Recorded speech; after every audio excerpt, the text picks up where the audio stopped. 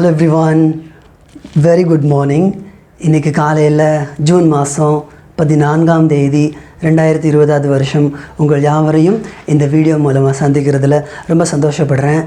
இன்றைக்கி நாம் பார்க்க போகிற டாபிக் என்னென்னா, பறவைகளின் மீதும் விலங்குகளின் மீதும் நாம் எப்படி அன்பு செலுத்த வேண்டும், அதை பற்றி பைபிள் என்ன சொல்லுது அப்படின்னு சொல்லி தான் இன்றைக்கி பார்க்க போகிறோம்.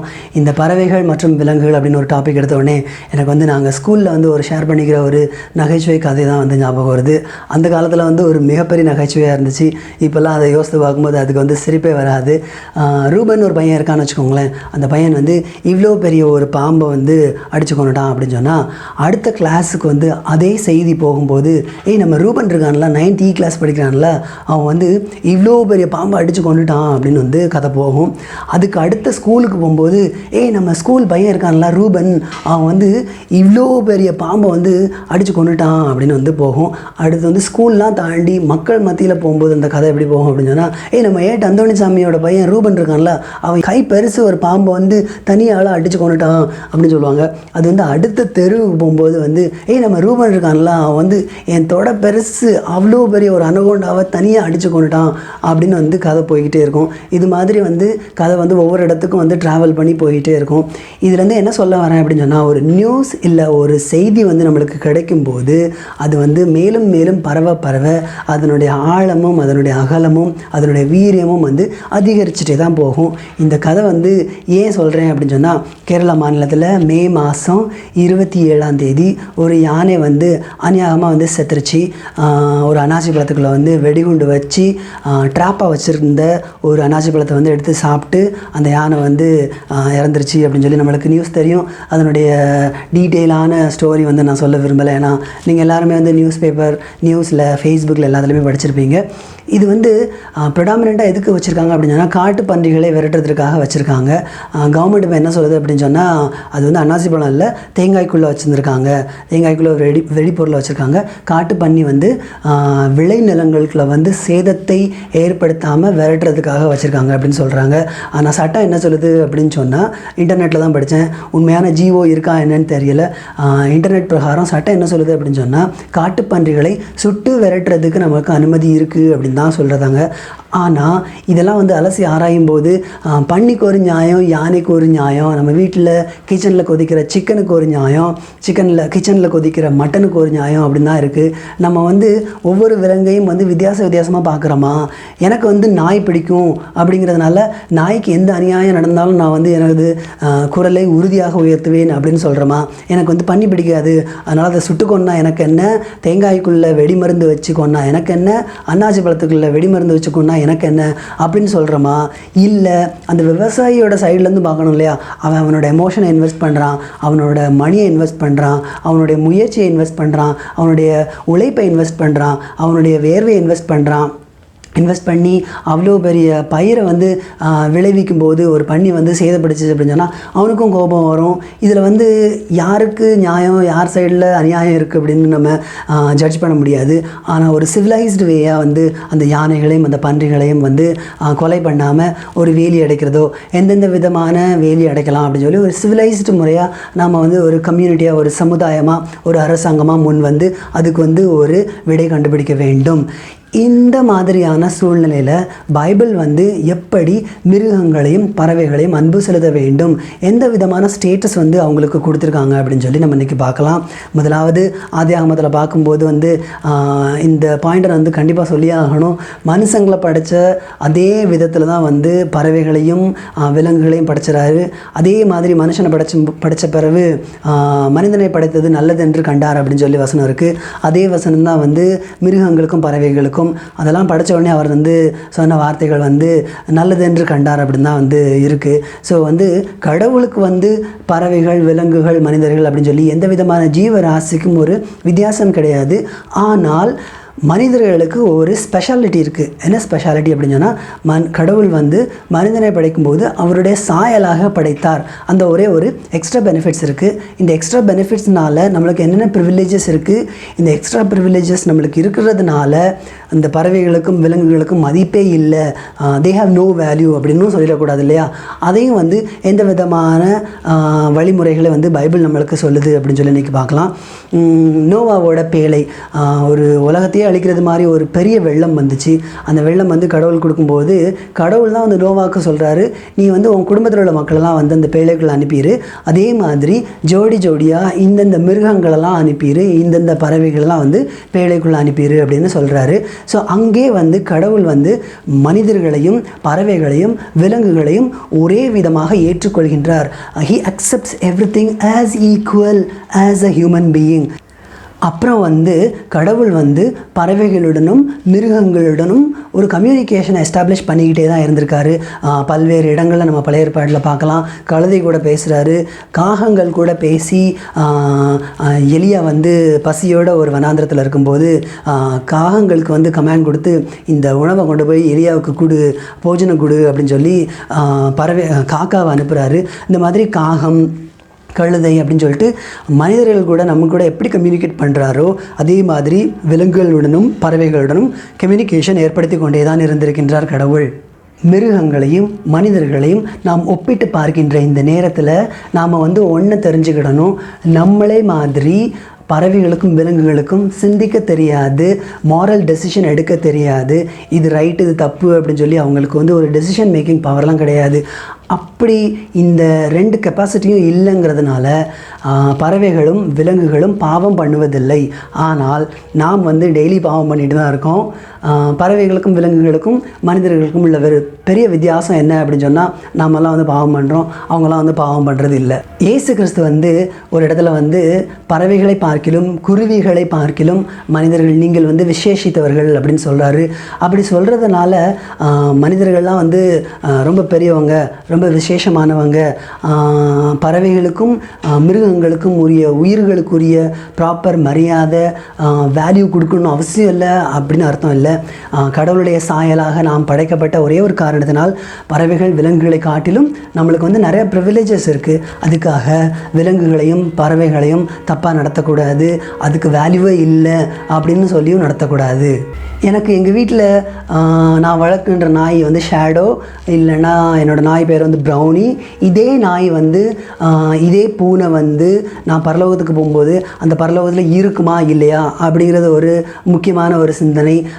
மனிதர்கள் எல்லாம் வந்து பரலோகத்துக்கு போகிறாங்க, அதே மாதிரி மிருகங்கள்லாம் பரலோகத்தில் இருக்குமா அப்படின்னு சொல்லும்போது ஒரு பெரிய டிபேட்டே நடந்துக்கிட்டு இருக்குது. ஆனால் நம்ம ஏசாயா தீர்க்கதரிசி எழுதின புத்தகத்தை பார்க்கும்போது எப்படி வந்து பரலோகம் இருக்கும் அப்படின்னு எழுதுகிறாரு. அவர் எழுதுகிறத பார்க்கும்போது ஏதேன் தோட்டம் வந்து முதல்ல எப்படி கடவுள் கிரியேட் பண்ணாரோ அதே மாதிரி தான் வந்து பரலோகம் இருக்கும் அப்படின்னு சொல்கிறாங்க. சிங்கமும் பசுவும் வந்து ஒன்றா விளையாடும், அவங்கள எல்லாத்தையும் வந்து ஒரு சின்ன பையனே வந்து வழி நடத்துவான் அப்படின்ட்டு இருக்கு. ஏசாயா தீர்க்கதரிசி 11வது அதிகாரம் 6வது வசனம் முதல் 9வது வசனம் வரை. அப்பொழுது ஓநாய் ஆட்டுக்குட்டியோடே தங்கும், புலி வெள்ளாட்டுக்குட்டியோடே படுத்துக்கொள்ளும், கன்றுக்குட்டியும் பாலசிங்கமும் காளையும் ஒருமித்திருக்கும், ஒரு பையன் அவைகளை நடத்துவான்.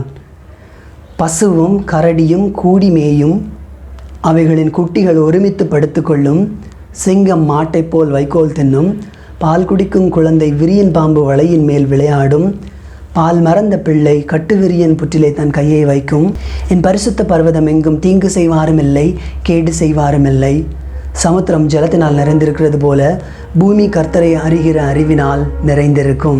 இதுலேருந்து நம்ம என்ன தெரிஞ்சுக்கிறோம் அப்படின்னு சொன்னால், பரலோகம் அப்படிங்கிற ஒரு இடத்துல வந்து இருக்கின்ற விலங்குகள், இருக்கின்ற பிராணிகள், பாம்பு, சிங்கம், ஒரு சின்ன குழந்தை, ஒரு மனிதன் எல்லாமே வந்து ஒரே ஒரு ஜீவராசிகளாய் வாழ்வோம். யாரும் வந்து யாருக்கும் வந்து தீங்கு விளைவிக்க மாட்டோம், ரொம்ப அநியோன்யமாக ரொம்ப ஒற்றுமையாக வாழ்வோம் அப்படின்னு வந்து பரலோகம் இப்படி தான் இருக்கும் அப்படின்னு சொல்கிறாரு. அப்படி சொல்லும்போது அப்போ பரலோகத்தில் பறவைகளுக்கும் விலங்குகளுக்கும் இடம் இருக்குது அப்படின்னு சொல்லி நம்ம புரிஞ்சுக்கிடலாம். ஆனால் அதே டாகு, நான் வச்சுருந்த ப்ரௌனி டாகே தான் எனக்கு வேணும், நான் வச்சுருந்த ஷேடோ டாகே தான் வேணும் அப்படின்னு சொன்னால் அது வந்து ஒரு மிகப்பெரிய கொஸ்டின் மார்க்கு. ஏன்னா அதுக்கு வந்து கடவுள் என்ன சொல்கிறார் அப்படின்னு சொன்னால், நீ எதிர்பார்த்ததை விட, நீங்கள் இமேஜின் பண்ணியிருக்கிற அளவை விட உங்களுக்கு அதிகமாக தருவேன், ஒரு பெட்டர் பிளேஸ் தான் தருவேன் அப்படின்னு சொல்லியிருக்காரு.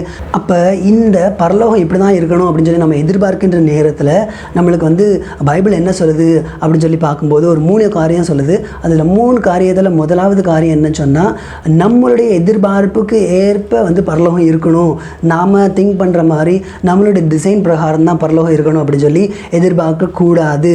ஏன்னா அது வந்து கர்த்தருடைய ப்ரிவிலேஜ்.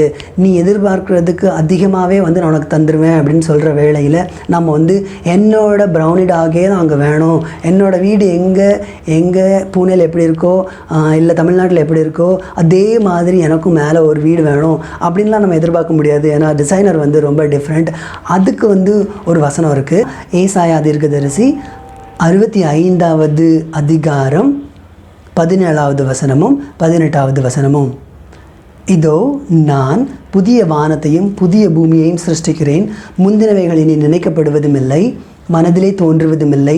நான் சிருஷ்டிக்கிறதுனாலே நீங்கள் என்றென்றைக்கும் மகிழ்ந்து களி கூறுங்கள். இதோ எருசலேமை களி கூறுதலாகவும் அதன் ஜனத்தை மகிழ்ச்சியாகவும் சிருஷ்டிக்கின்றேன். இதுலேருந்து என்ன சொல்ல விரும்புகிறார் அப்படின்னு சொன்னால், நீங்கள் எதிர்பார்த்தது மாதிரி இருக்காது, ஆனால் நீங்கள் எதிர்பார்க்கதை விட புதிதாக ஒரு புதிய பரலோகத்தை நான் உங்களுக்கு கொடுப்பேன். நீங்கள் அதை பார்க்கின்ற நேரத்தில் பின்னாடி எப்படி இருந்துச்சு அப்படின்னு சொல்லி நீங்கள் யோசித்து கூட பார்க்க மாட்டீங்க அப்படின்னு சொல்லி கடவுள் இந்த இடத்துல நம்மளுக்கு சொல்கிறாரு. 2வது காரியம் என்ன அப்படின்னு சொன்னால், நம்மளுடைய எதிர்பார்ப்புக்கு மேலே beyond our expectation, beyond our anticipation, நம்ம எதிர்பார்த்ததுக்கு அதிகமாகவே நம்மளுக்கு கடவுள் கொடுப்பாரு.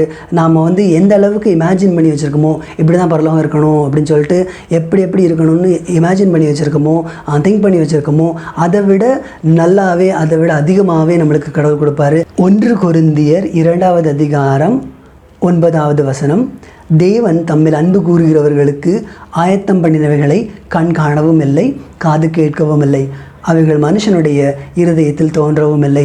நாம் வந்து நம்மளுடைய இருதயத்தில் இப்படி தான் இருக்கணும் அப்படின்னு சொல்லி நம்ம கற்பனை பண்ணி வச்சுருப்போம்ல, அந்த கற்பனையையும் தாண்டி மிக பிரம்மாண்டமாக, மிக அன்பான ஒரு இடமாக, மிக அழகான நமது எதிர்பார்ப்புகளுக்கு எல்லாம் பூர்த்தி செய்கின்ற அதையும் விட அதிகமான ஒரு இடத்தையே வந்து நம்மளுக்கு கடவுள் வந்து ஏற்படுத்தி வச்சுருக்காரு. 3வது பாயிண்ட் என்ன அப்படின்னு சொன்னால், கட்டற்ற ஆசீர்வாதம். இவ்வளோ தான் வந்து நம்மளுக்கு ஆசீர்வாதம் இருக்குது அப்படின்னு வந்து ஒரு பவுண்டரிக்குள்ளே இல்லாமல் ஒரு எல்லையற்ற ஒரு ஆசீர்வாதத்தை கொடுக்க விரும்புகிறார் கடவுள். அதுதான் வந்து சங்கீதத்தில் வந்து 84வது அதிகாரம் 11வது வசனம். தேவனாகிய கர்த்தர் சூரியனும் கேடகமுமானவர், கர்த்தர் கிருபையையும் மகிமையையும் அருளுவார், உத்தமமாய் நடக்கிறவர்களுக்கு நன்மையை வழங்காதிருக்கின்றார். அதாவது நம்ம ரைச்சியஸாக இருக்கோம், நம்ம உத்தமமாக இருக்கோம், நம்ம நீதிமானாக இருக்கோம், நீதிமானாக இருந்து பரலோகத்துக்கு போகிறோம் அப்படின்னு சொல்லும்போது அதற்கு கடவுள் நமக்கு கொடுக்கின்ற பரிசு மிகவும் பெரிது, மிகவும் அளப்பரியது. நம்மளுடைய பவுண்டரிக்கு இல்லாமல் எவ்வளவு அதிக அளவு நம்மளுக்கு ஆசீர்வாதம் தரணுமோ அவ்வளவு அதிக அளவுக்கு ஆசீர்வாதம் தருகின்றார். இப்படியாக பறவையும் விலங்குகளும் மனிதர்களும் ஏறக்குறைய ஒரே அளவில் தான் இருக்கின்றோம் அப்படின்னு சொல்லி நம்ம பார்க்கின்ற நேரத்தில் ஒன்றே மட்டும் நம்ம இன்றைக்கி புரிஞ்சுக்கிடணும். அந்த பறவைகளும் விலங்குகளும் பாவம் செய்வதில்லை. ஏன் பாவம் செய்வதில்லைன்னு நான் அப்போவே வந்து சொல்லிட்டேன். பாவம் செய்வதில்லை என்பதால் அவங்களுக்கு வந்து ரட்சிப்பு, சால்வேஷன் அப்படிங்கிற ஒரு எலிஜிபிலிட்டியே கிடையாது. ஆனால் நாம் வந்து பாவம் செய்கிறோம், அதனால் நம்மளுக்கு வந்து ரட்சிப்பு கண்டிப்பாக தேவை. அப்புறம் வந்து நம்ம இயேசு கிறிஸ்துவின் மீது வைக்கின்ற விசுவாசத்தின் மூலமாக ஆபிரகாமுக்கு கொடுக்கப்பட்ட வாக்குத்தத்தங்களையும் ஆசீர்வாதங்களையும் நாமும் சுவீகரித்து கொள்கின்றோம் அப்படின்னு சொல்லி நம்ம விசுவாசிக்கின்றோம். இயேசு கிறிஸ்துவின் மேல் வைக்கின்ற விசுவாசத்தின் மூலம் நாம் வந்து நமக்கு தேவையான ரட்சிப்பை பெற்றுக்கொள்கின்றோம். நமக்கு வந்து ஒன்று ஞாபகம் வச்சுருக்கணும், கடவுள் அவருடைய ஒரே சொந்த குமாரனை 2000 வருஷத்துக்கு முன்னால் இந்த உலகத்துக்கு பலியாக அனுப்பி ஒரு பறவையோ ஒரு விலங்கையோ அனுப்பலை. அவருடைய சொந்த குமாரனாகிய இயேசு கிறிஸ்துவை பலியாக அனுப்பி கொல்கத்தா மலையிலே 2000 வருஷத்துக்கு முன்பாக இயேசு கிறிஸ்துவின் இரத்தத்தை சிந்தி அவரை பலி கொடுத்து நமது பாவங்கள் எல்லாவற்றிற்கும் நிவாரணமாக செய்து தருகின்றார். அப்படிப்பட்ட ஒரு விசேஷித்த ஒரு குமாரனை நமக்கு கொடுத்திருக்கின்றார். எனவே நாம் மேலும் மேலும் இந்த ரட்சிப்பு எப்படி அடைய வேண்டும், நாம் பெற்றுக்கொண்ட ரட்சிப்பை, பெற்றுக்கொண்ட சுதந்திரத்தை எவ்வாறு உபயோகப்படுத்த வேண்டும், எவ்வாறு அதன் மூலம் சுவிசேஷத்தை மற்ற மக்களுக்கும் எக்ஸ்டெண்ட் பண்ண வேண்டும், ஷேர் பண்ண வேண்டும், பகிர்ந்து கொள்ள வேண்டும் அப்படின்னு சொல்லி இன்றைக்கி நினைக்க நாம் கடமைப்பட்டுள்ளோம். Thank you.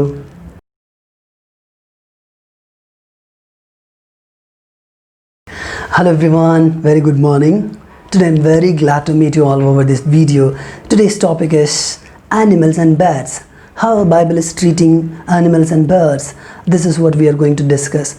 This morning when I was thinking about animals and birds, I was remembering a joke which we shared predominantly in our school. Let's say there is a guy named Reuben who killed a snake which was this big. If that news is spreading to the next classroom, the students will be talking like, hey, class 9th E, Reuben killed a snake which is this big. And if that news is going next to the school or out of the school, the people will be talking like, hey, Reuben has killed a snake which is this big. And if that news is going among the people of the place, they'll say like, hey, Reuben killed a snake which is as big as my hand. He killed all alone. And if the news is going to the next street, they will say like, hey, Reuben killed a snake which is as big as my thigh. So if the news is being spread across the people, the intents, the juice of the news will be expanded in every aspect. In fact, not only expanded, it will be exaggerated in many aspects and perspective. From this funny story, I'm going to derive one more thing which had happened of the late in Kerala. On May 27, a pregnant elephant has been killed by an explosive element which has been kept under the wrap of a pineapple. We need to think about this in many aspects. I don't want to get into the detail of the elephant, how it has been killed or why it has been killed, because we have read every news and every story about that elephant in every possible social media or newspaper. I don't want to get into the detail, but we need to understand the things in some other perspective as well. The explosive laced pineapple or a coconut has been made as a trap to drive off the wild boars which can potentially affect or disturb the farms. So if we think from the perspective of a farmer, the farmer is investing his money, he's putting his emotion, his energy to make a crops. But if a wild animal is coming and disturbing that, he will be really angry. He will be really disturbed because he is going to lose everything. So we need to think something from his perspective also, how he is going to handle. Like we need to love every animals also. When we love the elephant, we need to love the boar also. We need to love the pig also. We can't say like, I love only the animal which I like. I like dog, so I will only love dog. I hate boars, I wouldn't love boars. We can't say that.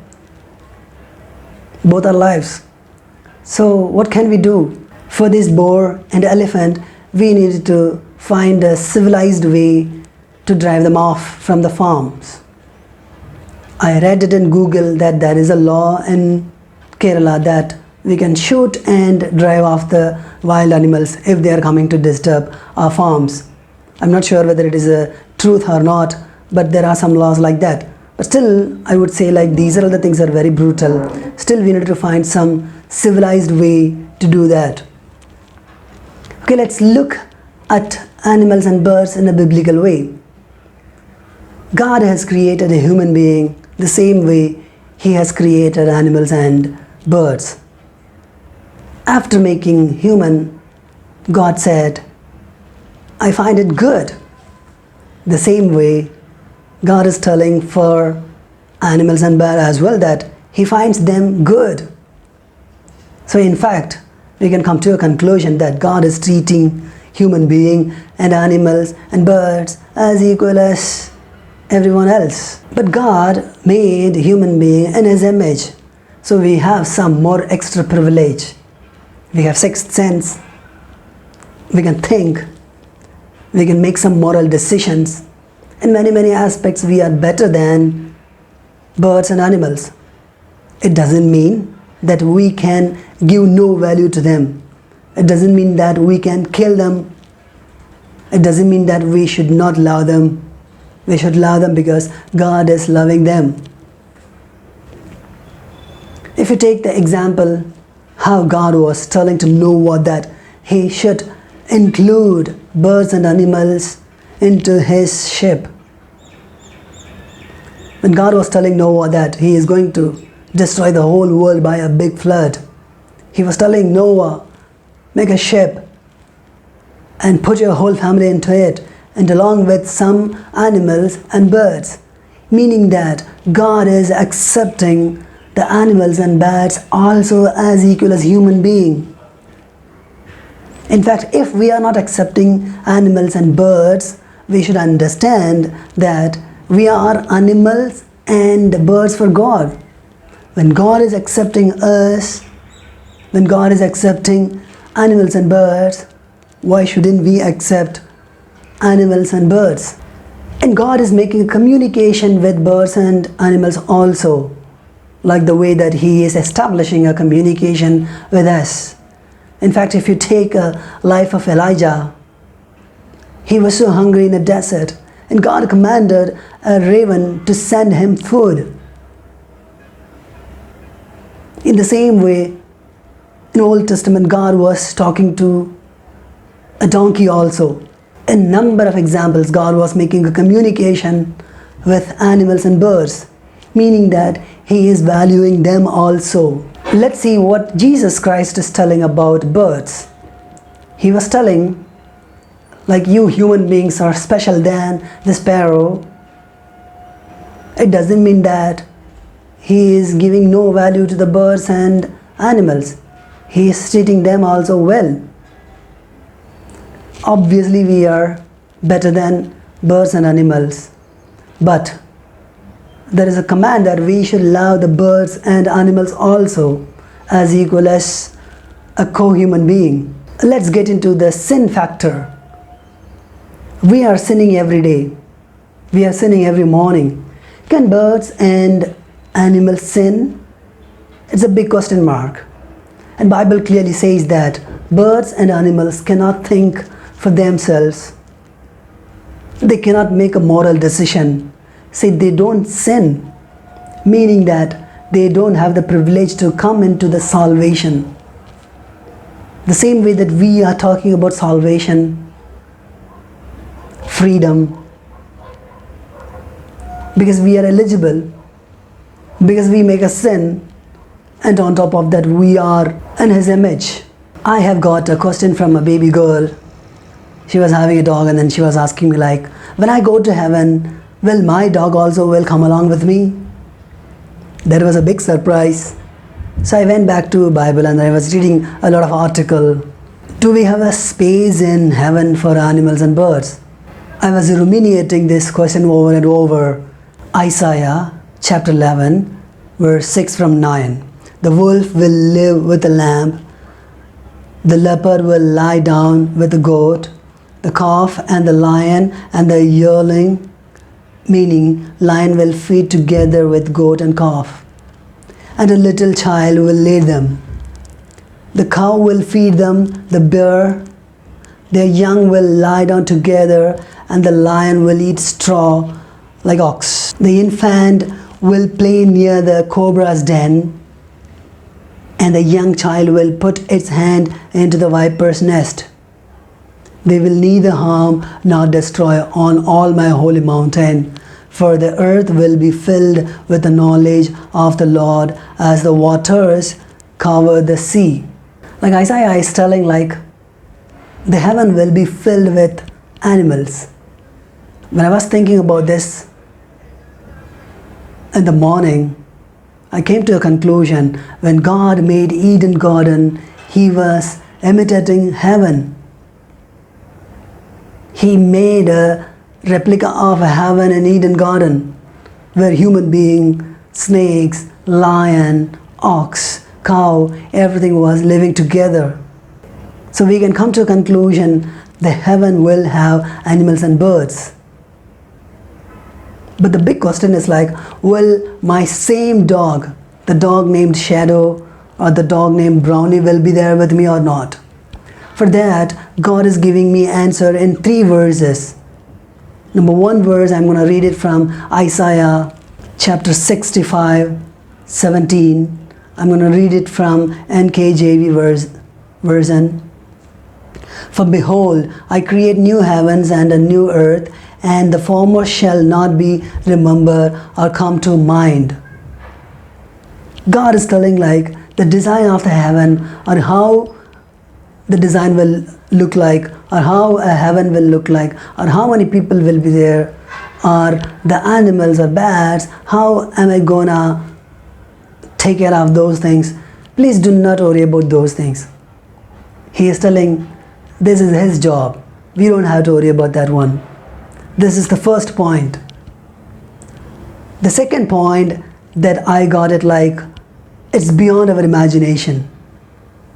The heaven place will be beyond our imagination. If you think or if you imagine the heaven will be like this, but you will be end up surprised to see the heaven will be bigger and warmer than the way that you think.